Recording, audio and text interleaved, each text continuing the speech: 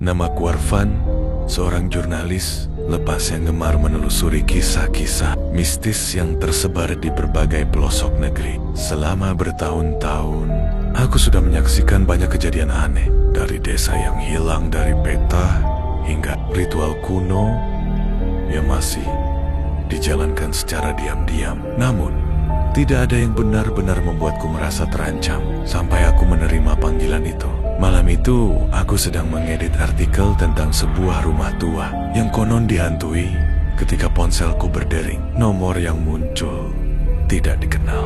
Aku mengangkatnya dengan ragu. "Mas, tolong saya." Makhluk itu kembali. Suaranya gemetar. Aku mengenali suara itu.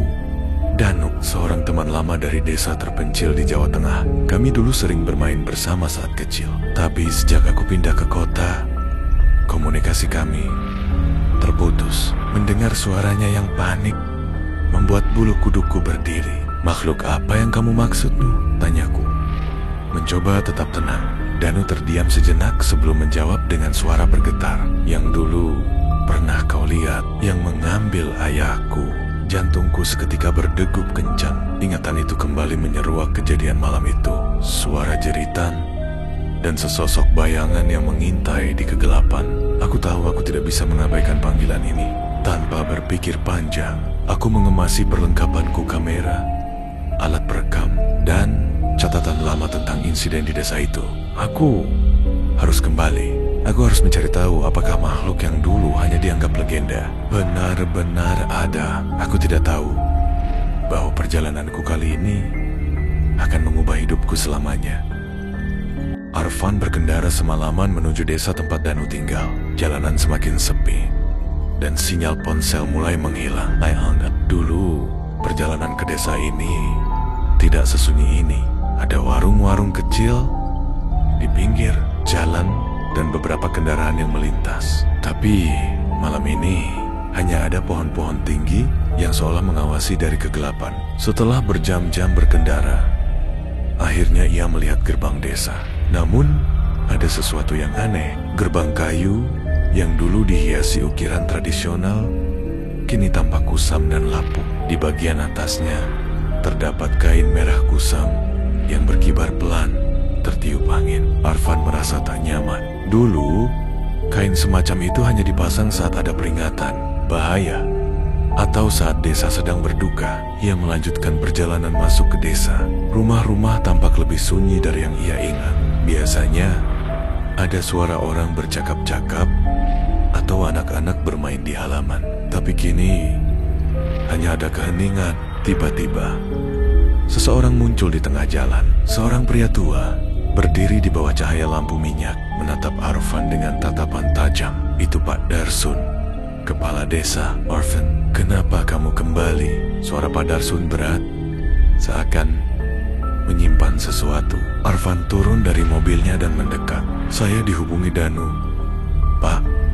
Katanya ada sesuatu yang terjadi di sini." Pak Darsun tidak menjawab. Ia hanya menatap Arfan lama sebelum akhirnya berkata, "Danu seharusnya tidak menghubungimu. Lebih baik kamu pergi sebelum semuanya terlambat." Jantung Arfan berdegup. Sebelum semuanya terlambat, apa maksudnya? Ia mencoba bertanya lebih lanjut, tapi Pak Darsun sudah berjalan pergi tanpa menjelaskan apapun. Arfan merasa ada sesuatu yang sangat salah. Tiba-tiba, ponselnya bergetar. Sebuah pesan dari Danu. "Jangan bicara dengan siapapun. Datang ke rumahku sekarang." Arfan menelan ludah. Dengan perasaan tak menentu, ia melanjutkan perjalanan menuju rumah Danu. Tanpa menyadari bahwa sejak ia masuk desa, ada sesuatu yang mengawasinya dari kegelapan. Arfan mempercepat langkahnya menuju rumah Danu.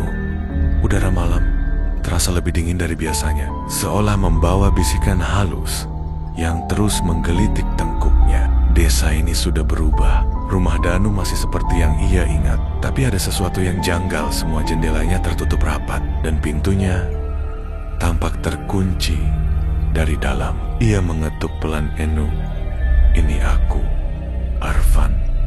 Tidak ada jawaban. Ia mengetuk lagi.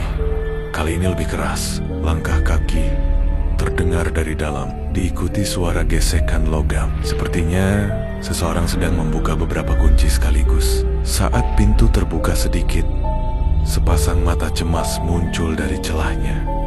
Danu tanpa berkata apapun, Danu langsung menarik Arfan masuk dan mengunci pintu kembali. "Kenapa kamu mengunci rumahmu seperti ini?" tanya. Danu tidak menjawab, hanya memberi isyarat untuk tetap diam. Ia lalu meraih senter dan berjalan menuju sudut ruangan, membuka papan lantai dengan hati-hati. Di bawahnya ada sebuah peti kayu tua dengan ukiran aneh. Danu menatap Arfan. Matanya dipenuhi ketakutan. "Kau ingat kejadian 12 tahun lalu?" Arfan menelan ludah. Bagaimana mungkin ia lupa? Malam itu ayah Danu hilang tanpa jejak setelah meneriakkan sesuatu di luar rumah. Yang tersisa hanya jejak kaki aneh di tanah, seperti bekas cakar besar yang menyeret tubuh seseorang makhluk itu kembali. Arfan terdiam. Danu membuka peti dengan tangan gemetar. Di dalamnya ada selembar kain putih, kusam dengan bercak hitam yang tampak seperti bekas luka bakar. "Ini milik ayahku. Aku menemukannya 3 hari lalu. Di tempat terakhir dia menghilang." Jantung Arfan berdegup kencang. Jika ini benar milik ayah Danu, maka itu berarti sesuatu telah mengembalikannya. Tiba-tiba suara aneh terdengar dari luar rumah, seperti suara napas berat yang terputus-putus. Danu membeku. "Dia datang," bisik. Arfan menatap jendela.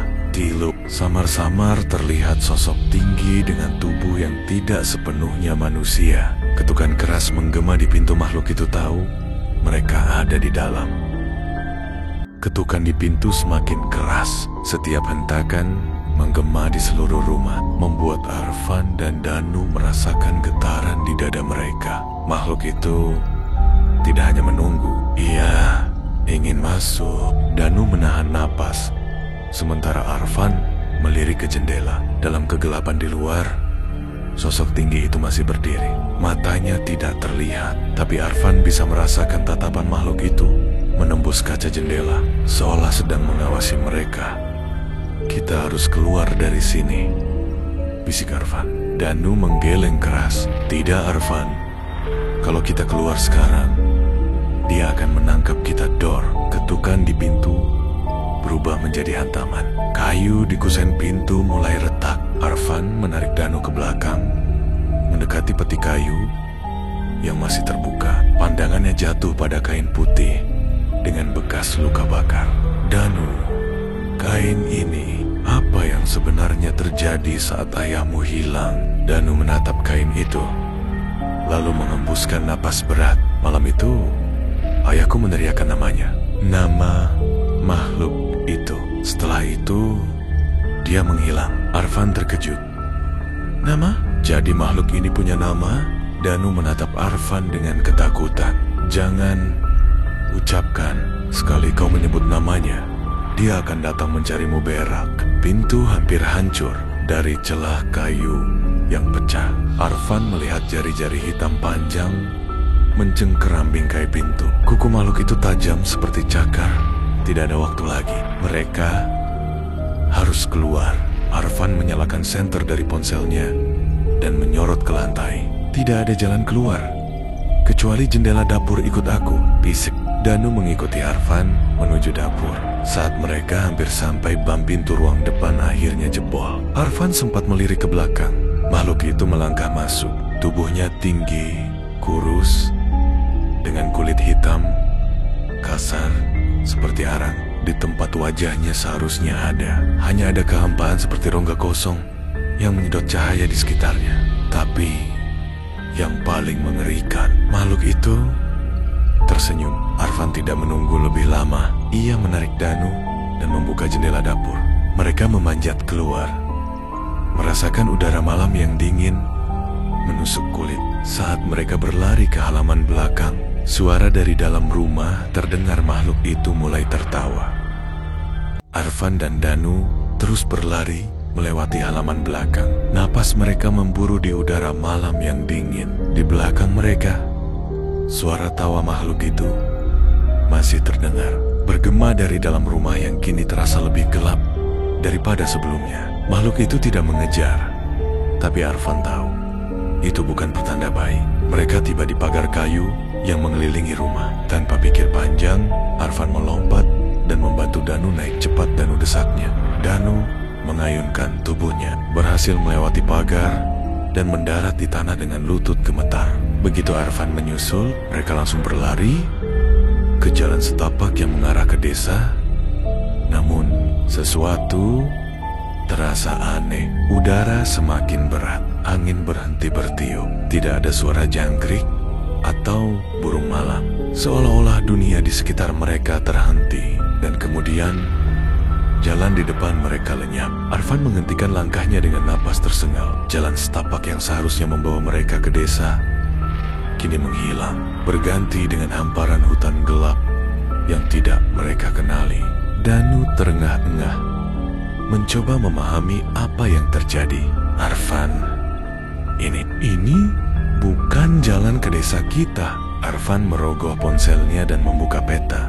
Namun, sinyal hilang. Layar hanya menampilkan pesan nomor servis. Sesuatu di dalam dirinya mulai panik. Mereka terjebak. Srek-srek. Suara langkah pelan terdengar dari dalam hutan. Bukan satu, tapi banyak. Arfan dan Danu saling berpandangan. Kemudian, dari dalam gelapnya pepohonan, mereka melihatnya. Sosok-sosok tinggi dengan tubuh hitam dan wajah kosong mulai bermunculan. Mereka tidak berlari. Mereka hanya berdiri, mengelilingi hutan, menunggu. Arfan menelan ludah. Ia tidak tahu siapa atau apa mereka. Tapi satu hal yang pasti, makhluk di rumah tadi bukan satu-satunya. Danu menggenggam lengan Arfan dengan erat. Suaranya bergetar. Arfan, kita ada di mana? Arfan mencoba mengatur napas. Otaknya berpikir keras, mencari cara keluar. Kemudian ia teringat sesuatu, peti kayu. Di dalam peti itu ada sesuatu yang Danu tidak berani ceritakan. Arfan menoleh ke Danu dengan serius. Danu, kita harus tahu apa yang sebenarnya terjadi pada ayahmu. Danu masih terpaku pada makhluk-makhluk yang mengintai mereka. Tapi ia tahu tidak ada jalan keluar selain menghadapi kebenaran. Dengan suara pelan, ia menjawab, ayahku tidak hilang Arfan, dia dikorbankan. Kata-kata Danu masih menggantung di udara. Ayahku tidak hilang Arfan, dia dikorbankan. Arfan menatapnya dengan mata membelalak. Dikorbankan oleh siapa? Untuk apa? Danu menghela napas panjang. Suaranya hampir bergetar. Arfan, ada alasan kenapa aku tidak pernah membicarakan malam itu. Karena kalau aku melakukannya, mereka akan tahu. Densik mereka sudah tahu. Arfan ingin bertanya lebih banyak, tapi sesuatu membuatnya terdiam. Dari arah hutan, sosok-sosok tinggi tanpa wajah mulai bergerak. Mereka melangkah maju, perlahan, tapi pasti. Tak ada suara, tak ada ranting yang patah, tak ada dedaunan yang bergesek. Hanya keheningan dan kegelapan yang semakin mendekat. Arfan menelan ludah. Ia bisa merasakan darahnya berdesir. Otaknya berpikir cepat. Mereka harus lari. Danu, kita harus keluar dari sini sekarang. Danu menggeleng. Wajahnya penuh kepasrahan. Tidak ada tempat untuk lari. Arfan, mereka tidak akan membiarkan kita pergi begitu saja. Tapi Arfan tidak peduli. Ia meraih tangan Danu dan menariknya, mencoba mencari celah di antara pepohonan. Tapi kemanapun mereka melangkah, jalan selalu berubah. Pohon-pohon seakan bergerak, menciptakan dinding yang menghalangi mereka. Hutan ini hidup dan mereka terjebak di dalamnya. Lalu, suara itu terdengar, desahan panjang, dalam, dan berat. Arfan dan Danu membeku. Mereka menoleh ke arah sumber suara, dan di sanalah ia berdiri. Makhluk yang mereka lihat di rumah kini berdiri hanya beberapa meter di depan mereka. Tinggi, kurus, dengan tubuh yang seolah tertutup jelaga. Wajahnya kosong, hanya ada kegelapan yang menghisap cahaya. Tapi kali ini, makhluk itu berbicara. Suara itu bukan suara manusia. gema dalam yang terdengar dari segala arah. Pengorbanan belum selesai. Danu menegang. Arfan, jangan dengarkan dia. Jangan percaya apapun yang dia katakan. Arfan mencoba untuk tetap fokus, tapi sesuatu dalam kata-kata makhluk itu menusuk pikirannya. Pengorbanan belum selesai. Apakah ini berarti ayah Danu bukan satu-satunya? Makhluk itu perlahan mengangkat tangannya yang kurus, menunjuk langsung ke arah mereka, dan dalam sekejap, dunia di sekitar mereka berubah. Arfan merasakan gravitasi seolah menghilang, udara menjadi berat, dan suara mendesing memenuhi telinganya. Lalu, tiba-tiba mereka tidak lagi berada di hutan. Arfan dan Danu kini berdiri di tengah sebuah lapangan luas, dikelilingi oleh sosok-sosok berjubah hitam. Di tengah lapangan itu, ada sebuah altar batu besar, dan di atasnya tergeletak tubuh seorang pria yang tak bergerak. Danu menatapnya dengan mata membelalak. It's you, ayahnya. Tapi sebelum ia bisa berlari ke sana, makhluk itu sudah ada di altar, menunggu. Arfan ingin berteriak, tapi suaranya tertahan di tenggorokan. Di hadapannya, altar batu itu terasa begitu nyata. Danu berdiri, terpaku. Matanya membelalak melihat sosok yang terbaring di atas altar. Ayahnya, tubuh pria itu diam tak bergerak. Wajahnya pucat seperti lilin yang hampir mencair. Tapi sesuatu terasa aneh. Meski tampak tak bernyawa, dadanya masih naik turun perlahan, seakan ia masih hidup. Ayah, bisik Danu. Langkahnya maju tanpa sadar. Tapi sebelum ia bisa mendekat, salah satu sosok berjubah mengangkat tangan. Angin dingin berhembus kencang, membuat Danu dan Arfan terhuyung ke belakang. Lalu, sosok tanpa wajah itu berbicara. Pengorbanan ini belum selesai. Suara itu bergema, dalam, dan menggetarkan tulang. Seakan suara itu berbicara langsung ke dalam pikiran mereka. Arfan menelan ludah. Ia merasa dunia di sekelilingnya mulai berputar. Apa maksudmu? Suara Danu bergetar, ayahku. Dia masih hidup. Kau harus membiarkannya pergi. Makhluk itu menoleh. Meski ia tidak punya wajah, Danu bisa merasakan tatapan yang begitu menusuk. Pengorbanan tidak bisa dibatalkan, kecuali dengan pengganti. Pengganti. Arfan dan Danu langsung menoleh satu sama lain. Arfan merasa jantungnya berdetak begitu kencang. Sesuatu dalam hatinya mengatakan mereka baru saja masuk dalam jebakan. Mereka tidak akan membebaskan ayah Danu tanpa syarat. Danu menggertakkan giginya.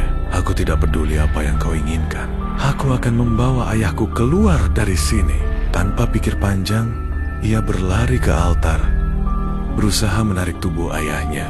Tapi begitu tangannya menyentuh kulit pria itu, sebuah jeritan terdengar. Tapi jeritan itu bukan dari ayahnya, melainkan dari bayangan di sekeliling altar.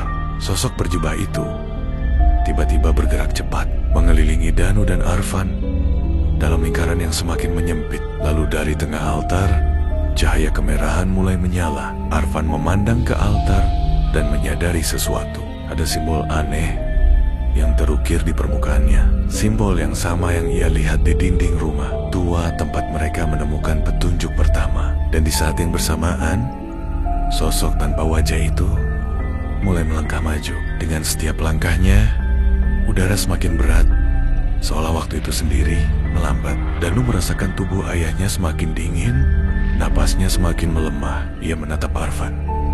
Mereka harus melakukan sesuatu, tapi sebelum mereka bisa bergerak, bayangan di sekitar altar tiba-tiba melesat ke arah mereka. Arfan dan Danu hanya bisa menutup mata. Lalu semua menjadi gelap. Danu membuka matanya perlahan. Pandangannya kabur. Kepalanya terasa berat, seperti baru saja ditenggelamkan ke dalam air es. Ia mengedipkan mata beberapa kali, berusaha mengingat apa yang baru saja terjadi. Tapi yang pertama kali ia sadari adalah meski udara dingin menyelimuti tubuhnya. Ketika kesadarannya kembali perlahan, ia menyadari sesuatu yang mengerikan. Ia tidak lagi berada di ritual itu. Tidak ada altar, tidak ada sosok berjubah, Tidak ada makhluk tanpa wajah, yang ada hanya sebuah ruangan gelap dan berdebu.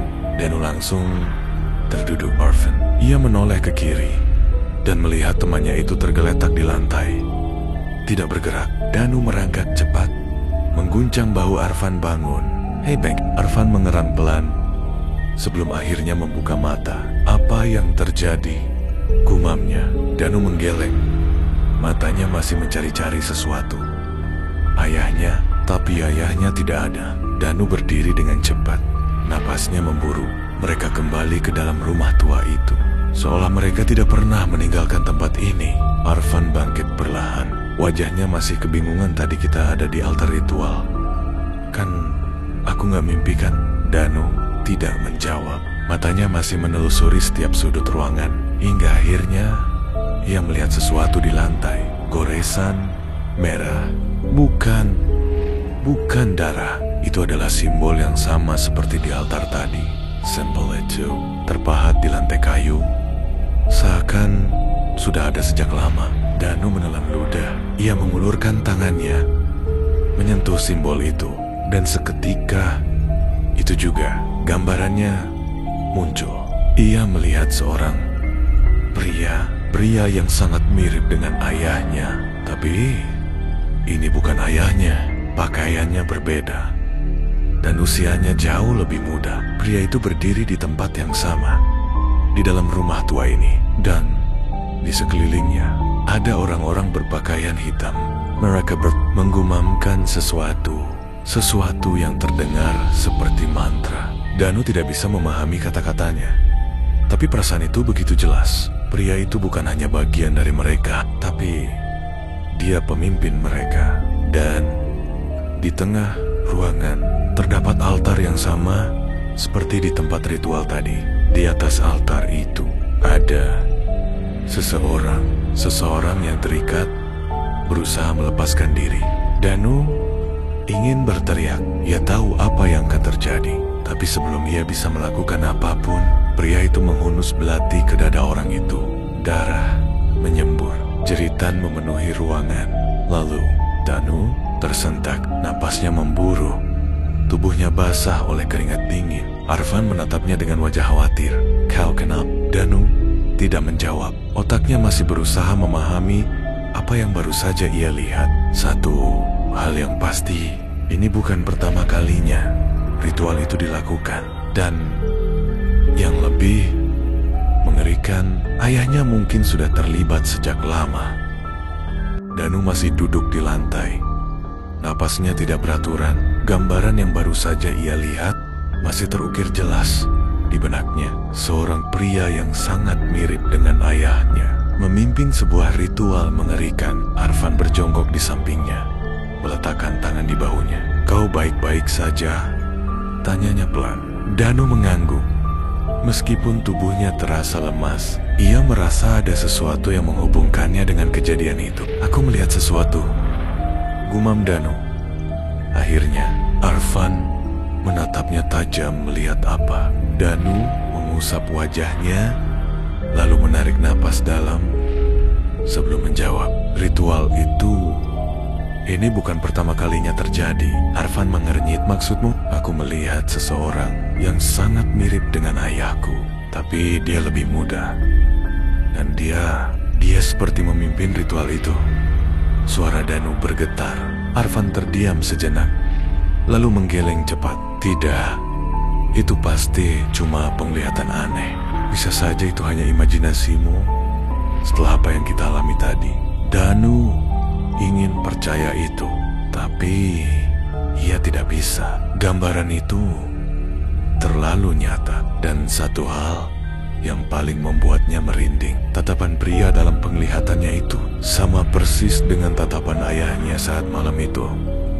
Suara gemerisik terdengar dari luar ruangan. Danu dan Arvan langsung menoleh. Suara itu seperti seseorang yang sedang berjalan di luar rumah tua ini. Dengan gerakan hati-hati, Arvan meraih ponselnya dan menyalakan senter. Danu juga berdiri, bersiap jika ada sesuatu yang mendekat. Mereka berdua saling bertukar pandang sebelum perlahan berjalan menuju pintu. Langkah mereka pelan, hampir tanpa suara. Begitu mereka tiba di ambang pintu, Arfan mengambil napas dalam dan mendorongnya sedikit. Pintu itu terbuka perlahan, berderit panjang. Danu menyorotkan cahaya ponselnya ke lorong di luar kosong. Hanya papan lantai tua yang berdebu dan cat tembok yang mulai mengelupas. Mereka berdua melangkah keluar ruangan. Namun saat mereka hendak berjalan lebih jauh, tiba-tiba suara langkah itu kembali terdengar. Tapi kali ini suara itu berasal dari belakang mereka. Dengan cepat mereka berbalik, menyorotkan cahaya ke arah ruangan yang tadi mereka tinggalkan. Dan saat itulah mereka melihatnya. Seseorang berdiri di tengah ruangan, atau lebih tepatnya sebuah bayangan, bukan manusia. Sosok itu tinggi, nyaris menyentuh langit-langit. Tubuhnya gelap, seperti diliputi kabut hitam yang terus bergerak. Danwat Tidak Ada, hanya kekosongan. Danu merasakan darahnya membeku. Arfan mengutuk pelan, tangannya gemetar memegang ponsel. Mereka berdua tidak bisa bergerak. Lalu bayangan itu melangkah maju. Langkahnya tidak mengeluarkan suara, tapi udara di sekeliling mereka menjadi lebih dingin. Dan saat cahaya senter mengenai dadanya, sesuatu terlihat di sana. Luka besar menganga tepat di tempat di mana belati tadi menghujam dalam penglihatan Danu. Arfan akhirnya tersadar dan berbisik dengan suara putus asa lari. Danu tidak perlu diperingatkan dua kali. Mereka langsung berbalik dan berlari secepat mungkin menuju pintu keluar. Namun baru beberapa langkah, bayangan itu muncul tepat di hadapan mereka. Seolah ia bisa berpindah tempat dalam sekejap. Danu dan Arfan berhenti mendadak, hampir tergelincir di lantai kayu yang licin. Napas mereka tersengal. Mereka terjebak. Bayangan itu mengangkat tangannya perlahan, dan dari kegelapan terdengar suara berbisik, "Kalian tidak bisa lari dari darah kalian sendiri." Danu dan Arfan berdiri membeku. Sosok tinggi tanpa wajah itu tidak bergerak, tetapi keberadaannya saja sudah cukup membuat dada mereka terasa sesak. Kabut hitam yang menyelimutinya berputar perlahan, seperti asap dari api yang tidak terlihat. Arfan menggenggam tangan Danu dengan erat, berharap ini semua hanya halusinasi. Tetapi ketika Danu melangkah mundur dan tanpa sengaja menyenggol rak kayu di belakangnya hingga menimbulkan bunyi krik yang menggema di ruangan. Sosok itu mulai bergerak. Danu menahan napas. Sosok itu tidak melangkah, tetapi menghilang seperti asap dan muncul kembali di sudut ruangan, lebih dekat dari sebelumnya. "Danu, kita harus pergi," bisik Arfan. Suaranya bergetar. Danu tahu mereka tidak bisa berdiri di sana lebih lama. Dengan cepat, dia meraih tangan Arfan dan menariknya keluar ruangan, berlari menuju lorong sempit di rumah tua itu. Dan mereka berdua tersentak saat mendengar suara berbisik dari arah yang tak terlihat. "Jangan pergi. Kalian sudah datang sejauh ini." Arfan menoleh ke Danu. Wajahnya pucat pasi. "Kau dengar itu kan?" Danu mengangguk pelan. Bukan hanya mendengar, dia juga merasakan sesuatu. Seolah rumah ini tidak ingin mereka keluar begitu saja. Mereka mencoba terus berlari, tetapi setiap kali berbelok di lorong rumah tua itu, mereka merasa kembali ke tempat yang sama, ruangan dengan rak kayu yang runtuh, tempat sosok itu tadi berdiri. Danu mulai panik. Dia mengambil senter dari tangan Arfan dan menyorotkan cahayanya ke sekeliling. Tidak ada yang bisa menjelaskan kejadian ini. Tidak ada lorong lain, tidak ada jalan keluar. Tiba-tiba, dinding-dinding kayu di sekitar mereka mulai bergetar, seolah ada sesuatu yang berusaha keluar dari dalamnya. Kemudian, di depan mereka, lantai kayu mulai terbuka perlahan, menampakkan sesuatu di bawahnya. Tangga batu yang mengarah ke kegelapan. "Danu," suara Arfan bergetar. "Apa kita harus turun?" Danu menelan ludah. Tidak ada jalan lain. Dengan langkah berat, mereka mulai turun, meninggalkan rumah tua yang kini lebih terasa seperti sebuah perangkap yang telah menelan mereka ke dalamnya. Langkah Danu dan Arfan menggema di tangga batu yang dingin dan lembab. Setiap anak tangga terasa semakin dalam, seolah membawa mereka ke tempat yang seharusnya tidak pernah dikunjungi. Cahaya dari senter Danu hanya mampu menembus beberapa meter ke depan, sementara kegelapan di sekitarnya terasa seperti sesuatu yang hidup, mengintai di setiap sudut. Arfan berhenti sejenak, menelan ludah. Danu, ini terasa salah. Danu mengangguk. Aku tahu, tapi kita tak punya pilihan. Mereka terus melangkah hingga akhirnya tiba di dasar tangga. Di hadapan mereka terbentang lorong panjang yang dindingnya terbuat dari batu hitam berlumut. Udara di sini lebih dingin dan bau tanah basah bercampur sesuatu yang busuk menyengat hidung mereka. Ini seperti gua di bawah rumah itu, bisik Arfan. Danu menyusuri dinding dengan telapak tangannya, merasakan teksturnya yang kasar. Dia menyorotkan senter ke depan, tetapi lorong itu tampak tak berujung. Tiba-tiba, langkah mereka terhenti. Di dinding sebelah kanan, ada ukiran aneh yang tak mereka sadari sebelumnya. Simbol-simbol yang terlihat seperti tulisan kuno terukir dalam garis-garis kasar. Beberapa di antaranya sudah tertutup lumut. Apa ini semacam mantra? Gumam. Danu menyipitkan mata. Sepertinya lebih seperti peringatan. Sebelum mereka bisa berpikir lebih jauh, terdengar suara gemuruh pelan dari belakang. Danu menoleh dan dadanya langsung terasa sesak. Sosok hitam itu berdiri di ujung tangga. Dia menatap mereka tanpa wajah. Loriarf. Mereka berdua langsung berlari ke dalam lorong, berusaha menjauh sejauh mungkin. Namun, setelah beberapa puluh meter, Danu menyadari sesuatu yang membuat darahnya membeku. Mereka sudah melewati ukiran di dinding itu.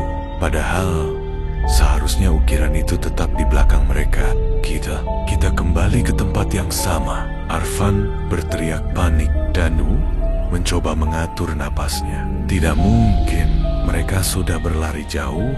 Tiba-tiba, dari kegelapan di depan mereka, terdengar suara langkah kaki. Seseorang atau sesuatu sedang berjalan ke arah mereka dari dalam lorong. Danu menggenggam senter lebih erat. Cahaya bergetar di tangannya yang gemetar. Kemudian, sosok itu muncul dari kegelapan. Seseorang dengan pakaian compang-camping. Wajahnya dipenuhi luka menganga dan matanya kosong. Arfan mundur beberapa langkah, hampir jatuh. Itu bukan manusia. Sosok itu mengangkat tangannya perlahan, lalu membuka mulutnya yang penuh darah kering. Kenapa kalian datang ke sini? Danu dan Arfan membeku. Mereka tidak bisa berlari. Mereka tidak bisa bergerak karena di belakang mereka sosok hitam tadi masih berdiri. Dan lorong ini sepertinya tidak akan pernah membiarkan mereka keluar. Danu dan Arfan berdiri kaku, napas mereka tersengal. Sosok mengerikan di depan mereka perlahan melangkah maju, sementara sosok tanpa wajah di belakang tetap diam, seolah menunggu sesuatu. Danu mencoba berpikir jernih. Jika mereka lari ke depan, mereka akan menghadapi makhluk itu. Jika berbalik, mereka harus berhadapan dengan kegelapan tanpa wajah. Danu, kita terjebak. Suara Arfan bergetar. Danu menyorotkan senter ke sekitar, mencari celah atau jalan keluar. Namun, lorong ini tampaknya terus mengulang seperti labirin yang tak berujung. Sosok di depan mereka akhirnya berbicara lagi. Kalian seharusnya tidak datang. Suara itu terdengar seperti rintihan, serak, dan menyakitkan. Arfan menelan ludah. Siapa kau? Sosok itu mengangkat tangannya, menunjuk ke belakang mereka. Dia tidak akan membiarkan kalian pergi. Danu langsung menoleh ke belakang. Sosok tanpa wajah itu mulai bergerak. Tidak melangkah, tapi melayang mendekat. Semakin dekat, semakin nyata. Arfan berteriak panik dan menarik Danu lari. Mereka berdua berlari ke arah yang berlawanan, mencoba menghindari kedua makhluk itu. Namun, tak peduli seberapa jauh mereka berlari, lorong ini tetap sama. Dinding berlumut lantai, dingin, udara lembab. Tag Ada Akir. Danu, ini tidak mungkin. Kita sudah melewati tempat ini Berkali-kali Danu menggigit bibirnya. Kita harus mencari cara keluar. Pasti ada sesuatu. Tiba-tiba mereka melihat sesuatu di dinding. Sebuah ukiran baru yang belum mereka sadari sebelumnya. Lambang aneh dengan pola melingkar. Di tengahnya ada gambar dua sosok manusia terperangkap di antara dua bayangan besar. Danu mendekati ukiran itu dan menyentuhnya. Saat jarinya menyentuh permukaan batu yang dingin, lorong mulai bergetar. Tanah di bawah mereka retak. Suara gemuruh terdengar dari kegelapan. Suara jeritan bergema. Kita harus keluar. Arfan menarik Danu menjauh. Tapi tiba-tiba lantai di bawah mereka runtuh dan mereka terjatuh ke dalam kegelapan. Danu kepalanya sakit, matanya buram. Dia menoleh ke samping melihat Arfan yang masih pingsan di sampingnya. Mereka berada di luar, di halaman belakang rumah tua itu. Malam masih gelap, tapi udara terasa lebih segar. Tak ada lorong, tak ada sosok mengerikan. Hanya mereka berdua terbaring di atas tanah basah. Danu mencoba mengingat apa yang terjadi, tapi semuanya terasa seperti mimpi buruk yang tak berujung. Arfan akhirnya terbangun, matanya terbelalak. Kita berhasil keluar. Danu mengangguk, meski dalam hatinya dia tidak yakin bagaimana mereka bisa keluar. Apakah mereka benar Selomat atau apakah mereka masih terjebak? Malam itu mereka meninggalkan rumah tua itu tanpa menoleh ke belakang. Namun sebelum pergi, Danu melihat sesuatu di pintu belakang rumah. Sebuah ukiran yang sama seperti di lorong. Dua sosok manusia dikelilingi oleh dua bayangan besar, dan tepat di bawahnya ada tulisan yang baru terukir di kayu lapuk itu. Kalian boleh pergi, tapi kalian akan kembali.